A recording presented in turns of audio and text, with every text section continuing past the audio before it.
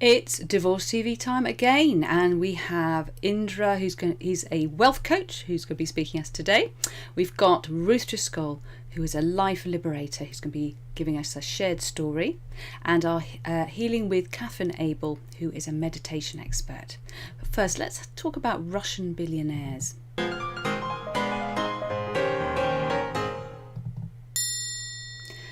So I'm starting with a Russian billionaire said he would rather burn his fortune than pay ex-wife record £453 million divorce bill, court hears.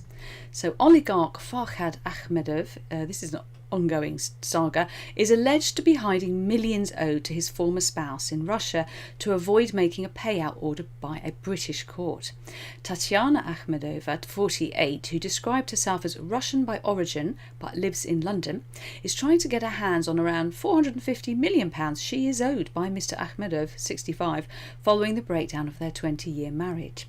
But in a message to their eldest son, Timur Akhmedov, 27, written in broken English, the oil and gas tycoon wrote, "I will burn this monies rather than will give her." Ms. Akhmedova has taken legal action in Britain and abroad in a bid to trace assets she says her ex-husband has tried to put beyond her reach. Ms. Akhmedova is also suing Timur Akhmedova, their eldest son, who is now a London trader. She says he has helped his father hide assets and owes nearly £70 million. Ms. Akhmedova was awarded a 41.5% share, it's not even 50%, of her ex-husband's £1 million plus, £1 billion plus fortune by a London judge in late 2016. Mr. Justice Haddon Cave said she should receive £453 million, which lawyers said was the biggest payout of its kind. But judges have heard that she has so far only received about £5 million, and Mr. Akhmedov has not voluntarily paid anything. Mr. Akhmedov says because he and his ex-wife are not British and were not married in Britain, a British judge should not have made a decision. Well, let's face it, if you are getting divorced in Britain, then you're going to have a British judge. But this is an interesting point that leads neatly on to Brexit divorce. This is from a press release by Best Way to Divorce, and it's Will Brexit Tear Divorcing Families Apart?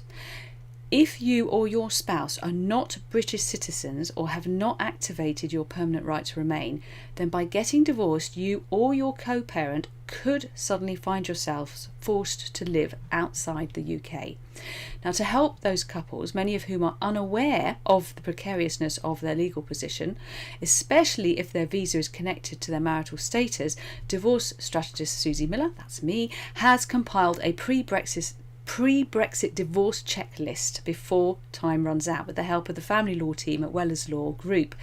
And they are sponsoring the workshop they're running in January, but we're running in January. But you can't wait till then to sort this out, because this all comes into force at the end of December.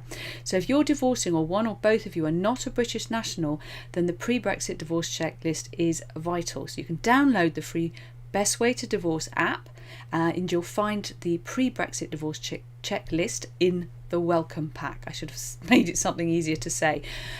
And going back to the Russian story, even when it comes to petitioning at the moment, if you petition first here, that holds sway. After Brexit kicks in fully from certainly from the 1st of January, that's no longer necessarily the case. So there's a lot of money to be lost just arguing about which jurisdiction you're petitioning in. So if you're on the verge of doing that and you're petitioning, and there is an opportunity to petition from different countries, and you want to petition in the UK, for goodness sakes, do it now. Now, last but not least, I find this quite worrying. This is a legal bid from a dad, this is the Sun, who has also in other newspapers, because it's actually quite a serious story, the legal bid for a dad to challenge unfair divorce laws in court after his wife left him for working too much. A dad says his human rights were breached when his wife left him for working too much and missing holidays. Charles A. Akumi, 64, reckons divorce laws are unfair and has mounted a high court challenge. His wife Marion cited unreasonable behaviour in their divorce case, but which is the normal one you use, because we haven't got no fault in place yet. But Mr. Ayakumi, an IT consultant from Farnborough, Hants, says that phrase is too vague. A virtual hearing will consider his case against the Matrimonial Causes Act 1973. The dad of two said, I am a one-man band. If I don't work, I don't get paid. I admit that I missed a few family holidays and that I made myself available to clients 24/7 over the weekends and late at night. But that is how I differentiate myself from the bigger companies that do what I do, and how I secure myself more clients. We were struggling to pay our mortgage at the time. I needed to keep a roof over my wife and daughter's heads. I can totally see his point, but the idea that we can't divorce someone because we don't ever see them anymore, and there's any attempt to try and turn back the years it's taken to get no fault divorce, which should be coming in the UK in practice hopefully in November. It's very worrying, because let's hope this case, with all due respect to his position here, I do hope it does go against him. Okay.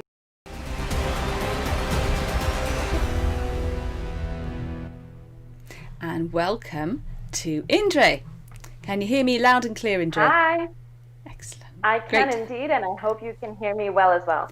Perfectly, and see you. And we've got a nice, big, chunky, pretty QR code. You make yours look very nice. And what will happen if somebody uses that QR code? They'll go straight to a link that will allow them to book a 30-minute free consultation with me. As simple as that. The best way to see is to talk. Perfect. So try it and see. Because money coach, wealth coach, that's not a term that a lot of people are very familiar with, and a lot of people don't realise how very useful it can be to them. You don't have to have vast amounts of money, do you, to make it worth talking to you? Absolutely not. It's really available to anyone and everyone who wants to really take their money mindset to another level, to really take their personal finance to another level. And it's all about looking at the holistic approach. It's all about understanding what money mindset actually is and how complex it can be, and how that affects our life, not just, our financial life, but overall. And especially when we're going through stressful situations such as divorce, it's important to have certain parts of your life really in check and, as 100% as possible. And also you help people feel confident about, because you have a financial background yourself, don't you, to not be scared of the terminology and to make more decisions themselves. Because I'm often encouraging people to talk to financial planners and do long-term cash flow forecasting, but they're quite often nervous because they're not confident about money. How can you help people who are in that position to feel less scared, really? Absolutely. I spent my entire career in the financial industry, and I actually used to work in private banking at one of the top banks for 8 years. So my knowledge is definitely there, and it's about making finance and making money understandable for everyday people, because I personally do believe that everyone should be able to manage their finances well. Everyone should be able to do simple investments, and it's just about busting some of the jargons that are flowing out there and taking a very simple approach to understanding finance and understanding the basic concepts. And that's what a wealth coach or money coach does, is just help you get your head around the simple terms, so that once you end up speaking to a financial advisor or financial planner, you actually can have a very high level conversation and really understand everything that's being shown to you and being put in front of you, be able to read all the presentations and understand the basic concepts that help you to really maximize your time with a financial advisor or financial planner, by really coming to them prepared and knowing what your goals are, knowing what you're trying to achieve, so that then they can help you facilitate that, and they can help you come up with a plan that will achieve what it is that you desire. From the Russian story I was talking about earlier, it's not a surprise when someone who's got vast amounts of money decides that they'd rather lose it all than give it to their ex-wife, and that's it's very childish, I think, but it's not an uncommon sort of behaviour. So do you often come across wives where, I'm not saying their husbands are as bad as that, but where let's say there's not a great deal of love and collaboration on the financial sense, so, and that can leave the wives quite often very insecure about financials and not really understanding how it all works? Oh, absolutely. To be honest, I'm yet still to come across the divorce that didn't turn nasty when there is big sums of money involved. And to be honest, even when there are small sums of money, and this is such a normal thing to happen. And to be completely honest, I had a client probably 2 years ago who was going through a divorce, and her husband tried so hard to hide the money that she actually had to ask council for help and live in a council flat and basically get governmental help with her children as well, because he just wanted to hide every single penny away from her. And that destroys you. That absolutely, destroys your mindset. It destroys you emotionally, and it's really, really hard to then really get back into it. And it takes a lot of hard work to really get back to having a healthy relationship with money and wealth. And that's why I think it's important to actually tackle that part before any of this happens, because if you are well prepared and if you are strong in those aspects, then it's less likely to affect you in such a negative way. And how were you able to help her, or did you get to were you able to help her? Yeah, so eventually, I mean, she actually came to me when she already, sorted out all her legal battles, and she came to me when she finally managed to get a settlement from him. But it was interesting that it was a completely, starting from scratch. She was terrified to even think about money. She was so scared that, all of this power was upon her now to make decisions on what's going to happen to the future of this money. How is she, responsible to making decisions about her children's future? And it was really about working through those blocks that she had. And really, wealth mindset is a lot more than just negative thinking, because the way that our brain works overall is something called pattern matching. So if we have a certain pattern that is in our head, we will react and we will have feelings towards certain things that can be very, very negative. And it's really difficult to get out of that cycle without really doing serious work. And it's about digging deeper and understanding where a lot of our insecurities come from to then overcome that. And having the education on top of that really helps you, because you finally break down the barriers and you break down the wall to really understand that finance doesn't have to be as complicated as you might thought that it could be. It doesn't have to be full of jargon. And, managing money and investing money, it's not just for the husbands and the, men in suits. Women can do that. It's about following intuitive investing. It's about following your intuition, and it's about just simplifying some of the concepts that have been made to sound so complicated. But really, if you get your head around them, you get way more comfortable. And that's exactly what we did with this client. Before we even looked at talking to a financial advisor, before we even really touched the topic of the money that was there, we worked through understanding the simple concepts around finance, around different jargons. We got to help her uncover where a lot of her insecurities and fear was coming from, and really helped her get over that, get some basic information, get the confidence. And then a few months down the line, when she was ready, she then ended up talking to a great financial advisor. And now, actually, I spoke to her about a week ago, and she's in an incredible place right now. She feels so confident. She's managing her money.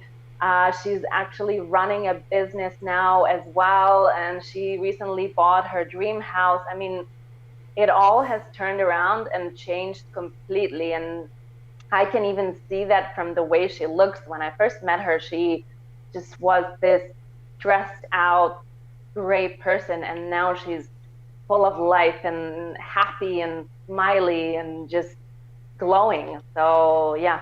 And it's important to point out, isn't it? That's not just because she did and rightfully get the money that she was due to her, unfortunately having to use the courts to do it. It's then she knew and had the confidence of what to do with it, and to combine that with her own sort of dreams and aspirations, because you're working a lot, aren't you, with people's hopes and dreams and what they want to achieve, and using money as a tool.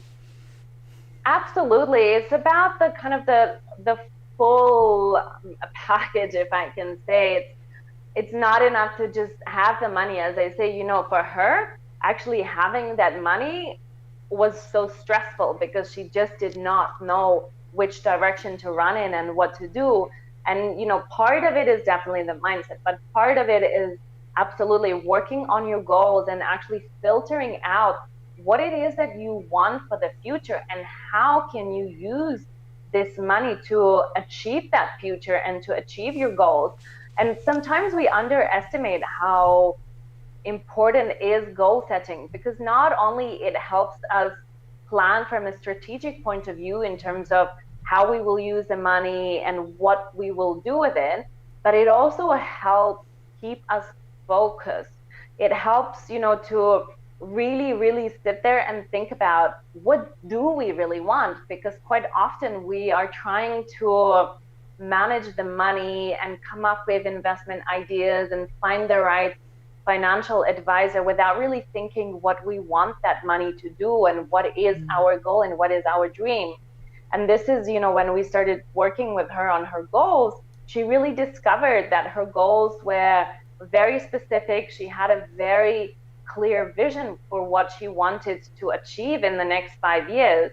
And when you have that, the rest of the process becomes so much easier because you are so focused on the direction that you're going into that you really are not pulled as much to the side, because there's always somebody who will be there to tell you do this or do that. And when you don't have a very clear vision of where you're going, you get pulled into all of these different directions that take you off track. But when you're so focused on your vision, you know what to say yes to and what to say no to. And that just makes everything so much easier. Your choices become easier and your decisions become much easier when you have a very clear goal. Fabulous, fabulous. And so if that resonates with anyone listening, use that QR code and have a complimentary chat with the very generous Indre, who's making that opportunity available. Thank you so much, Indre, and I look forward to having you back on the show soon. Brilliant. So I'm going to now give you as a very quick masterclass, and totally by coincidence, we are talking about money coaches today. And again, it's the end of the epic sales section of the Best Way to Divorce Masterclass. And just to round off here, although Indre's already told us lots about money coaching, money coaches are available, sometimes known as wealth coaches, to help you understand your own psychology towards money, how to remove barriers created by low self-esteem or old ideas inherited from your past, and also to reduce the sense of fear that surrounds the subject of money for so many of us. Working with a money coach is a productive way to prepare for then dealing with the financial aspects of your divorce with greater confidence and direction. So I will very often, everyone has a different journey in divorce, but often their strategy will involve, usually starts by talking with a coach who's working more with transition coaching, or if they've got issues with a very difficult person, they'll be talking to Ruth, who is doing a giving us a shared story later. But my main objective often is to get them talking to a financial planner like Henry or Christina, who are part of the divorce gang. But to work with Indre, someone like Indre first, is a great way to prepare for that. And it just work with the right people in the right order, and it just makes the journey so much less stressful, and you end up in a better place at the end of it. So we're going to move forwards now to our shared story.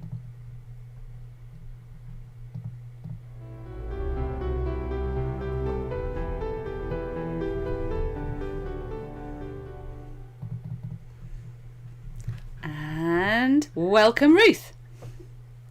Hello, Susie. Hi, lovely to be here. Thank you so much for coming to share a story with us. And you've got a QR code too, haven't you? And just remind everyone who hasn't met you before, why would they be using that QR code to have a complimentary chat with you? What situation are they likely to be in? Yes, well, for the people that I best support are those who are dealing with a partner, an ex-partner who is particularly difficult, possibly even toxic, manipulative, controlling, the sort of person who just makes all forms of communication very, very difficult indeed, that you're at that point where you feel like you're tearing your hair out. So that QR code will lead you to my calendar link, and you can book a complimentary call with me, a clarity call, so that we can talk about the issues that you are facing. And you've helped many people that I've put in your direction, and perhaps the best way to describe that is to share a story and to give an example. What are you going to share with us today? Okay, well, today I wanted to talk a little bit about something that I think people going through divorce find a very common issue. And of course, we know that when people are going through divorce, they can often behave very badly, just as we've been hearing from that Russian billionaire and in Indre's examples as well. When people are in that stressed situation, it often, to a large extent, can bring out the worst in people unless you're very, very careful. And so often, sadly, that means that the children are used as a sort of collateral in this war zone that you're in. So the person that I want to talk about today, she has been facing a very distressing situation. She and her ex-husband, they had been sharing custody of the children. And then just before lockdown, the son, who has Asperger's syndrome, so he has some extra challenges to be dealt with anyway. He was not happy in the bedroom of the house that he was in with his mum, because she was not in the family home. She was therefore renting a place that was very tiny, and he found that he couldn't cope with this. So he went to his father's house. Then lockdown happened, and since then she has not seen him. And the problem that she's been facing is that a father seems to have been really working on building up a sort of poisonous attitude in the son towards his own mother. And, you know, obviously a very, very distressing situation for her to be facing. Her daughter has still continued to come back and forth. They're both in sort of early teens, so that we're not talking about very small children. We're talking about children who are seen to have certain decisions over their own choices. And so the situation that this lady was facing was that the counsellor at the school who works supporting with the son, he had reached that point where he said to her, he said, "I simply don't know what to do. I don't know how to help anymore." There was a social worker involved as well. And she said, "I'm sorry, I'm going to have to close the case." So when you're left in that situation where there's no one in this, in the seeming authority figures who seems to be able to have an answer for you, what do you do? Well, fortunately, that's, where she came to have a conversation with me. And so therefore, I was able to work with her on a strategy. Now, this is then about managing your expectations, about how quickly you can resolve a situation which has reached an absolute impasse. Father's not communicating with her at all. The only kind of communication is going on through text messages or emails, and then he can become abusive as well. So we put a strategy in place that supported her to be able to get back in her own emotional control over the situation, because she was like spending weekends crying her eyes out in despair over all of this. So we put in place a strategy which will just move gently towards the father. If he continues behaving in this way, he will really look like the bad guy in all of this. And this is about you maintaining a respectful approach, no matter how beastly that other person is being. You have to stay respectful. You have to stay true to who you are. You also have to look, what we were looking at, what's the big driver for him? Someone who needs to control so particularly. What's the big driver? Well, for him, it's significance, isn't it? If he feels that he's not in control, he becomes fearful. And when going through a divorce situation, then obviously fear can come up very high. And that's where the grip of control can become even tighter.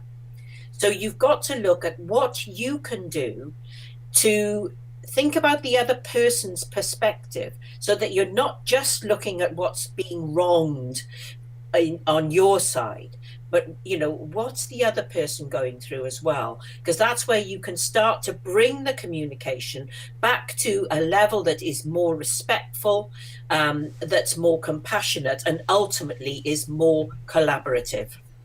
And can you give like one small example just before we finish of, because I can imagine people are going, but how did she do it? Or what does it look like? What does it mean? Because absolutely, putting boundaries, learning that communication, seeing his point of view, critical, very hard, and that's why people need help from you. But could you give us a sort of tangible example of that kind of behaviour change that she made that made her get different results? So obviously, at this point, the communication is just taking place through text messages. But even so, whenever you send a text message to the other person, always put in an acknowledgement of where that other person is. Or another way in which you can do this is to give that other person the good guy cloak to wear. So in other words, you could say something like, I know that, being a great father is something that's really important to you. Therefore, wouldn't you agree that we need to be able to whatever it might be? And did it work? If you give them the qualities, they can't say, no, I don't. You give them a quality that they can't reject. That's so clever. I love it. Well, great. But we must talk of workshops. I was going to say we must do a workshop. You're going to be part of the workshop, aren't you? On the Yes. In January, and perhaps one of the things that we can do in that workshop is give a few hints and tips of specific ways that people can change, because we all have difficult exes when we get divorced, because it's a difficult time. But with some people it's chronic, and this kind of guidance is magical. It's magical. Thank you so much, Ruth. It's been brilliant. I look forward to seeing you again soon. So hopefully you found that vitally useful. I love talking to Ruth because she has some fantastic guidance that makes a huge difference to people's lives, as does Indre's work with the wealth coaching, money coaching. So before we move into our healing, which is coming up any minute now, just going to have a quick reminder of hopefully you can still hear me. It's the Don't Be Scared, Let Go of the Divorce Finance Fears workshop. It's coming up on the 21st of January. As I said earlier, if you are in a relationship, a marriage where one of you is not a UK national, you don't have have a passport or activated indefinite leave to remain, and for goodness sakes don't wait till then to get in touch. But if you register for that workshop, you can access through the app. As soon as you've bought your ticket, you will be able to access useful videos, and I will be able to put you in touch with an immigration lawyer if you need to talk to them, or anyone else, Ruth and Indre. If you can't wait to the 21st, we won't make you sit it out, but that doesn't make that still means the workshop's going to be extremely valuable to you. But if you need help beforehand, for goodness sakes, don't be shy to let us know. And now we're going to go straight in to the healing. So prepare, get yourselves resting and calm, and let's have a lovely meditation.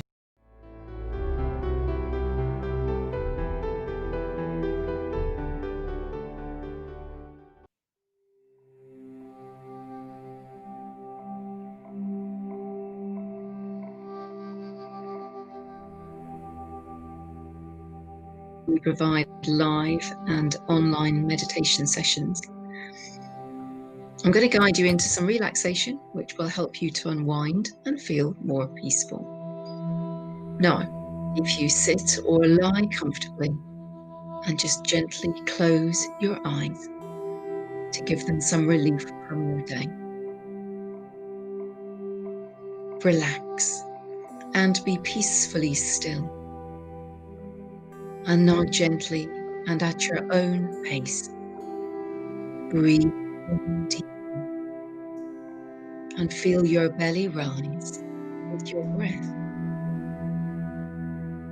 Breathe out deeply and as fully as you can. Become aware of your breathing, relaxing your body as you breathe in and as you breathe.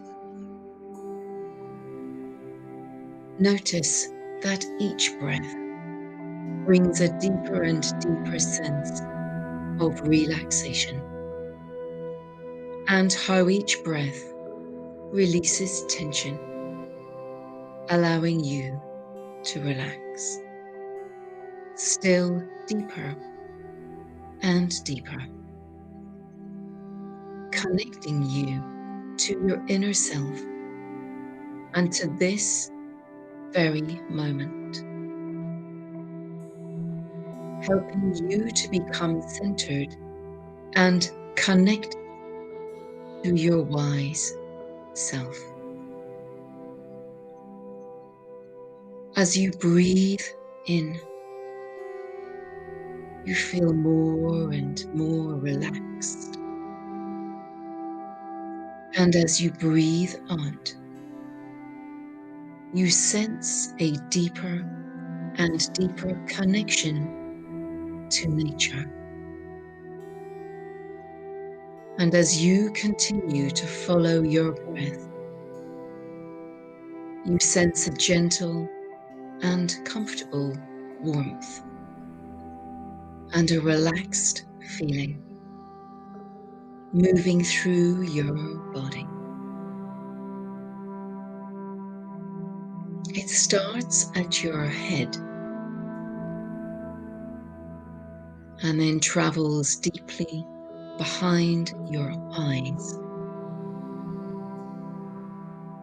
and then to your nose and cheeks, and then to your jaw. You feel calm and relaxed, and this relaxed feeling now extends to your shoulders, arms, wrists, hands, and fingers. Now become aware of relaxation continuing to flow through your body. You feel this warm sense of relaxation move down your spine and to your pelvis. And you sense this feeling now moving through your hips, thighs, legs, and knees. And then flowing to your ankles and toes. You feel calm, safe, and secure, and fully present in this very moment.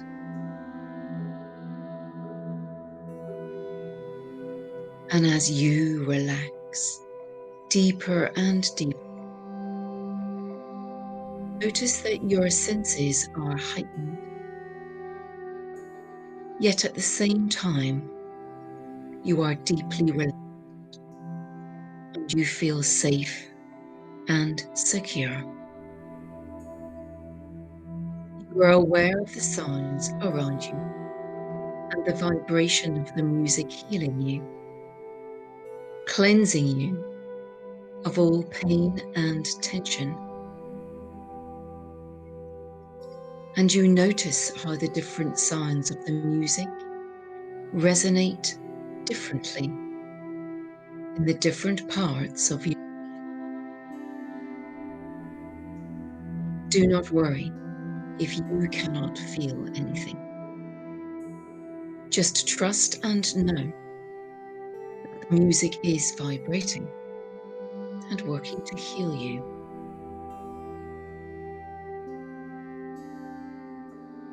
And as you continue to sense this connection to nature, become aware of your body filling itself with the most beautiful bright red light. The light travels up from your toes and then goes right the way up to your crown, filling every cell with a powerful and healing bright red light that is energizing and regenerating to your entire being, helping to lift your vibration and your energy, and helping you to feel lighter and lighter, whilst you become nourished by the bright red glow.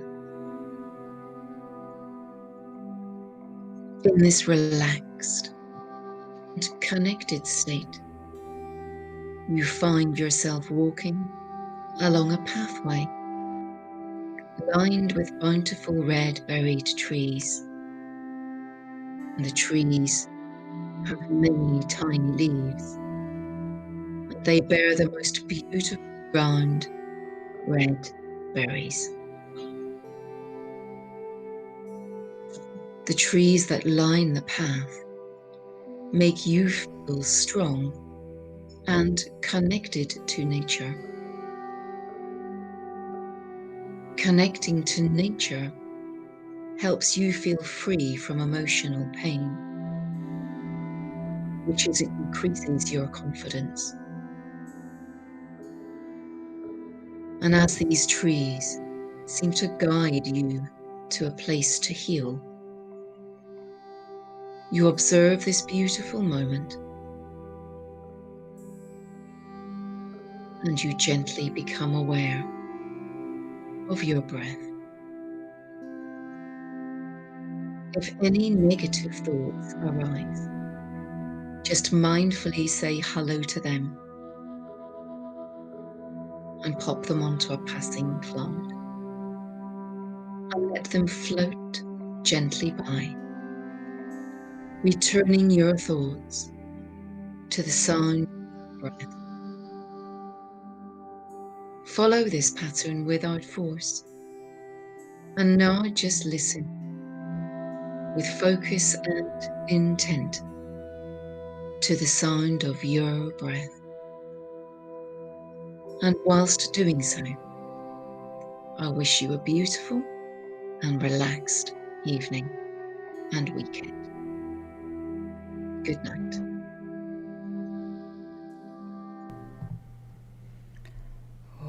So, I don't want to disturb you, so I'm going to say this very quietly, that in the war of divorce, on the battlefield of family separation, always, always make peace your weapon of choice.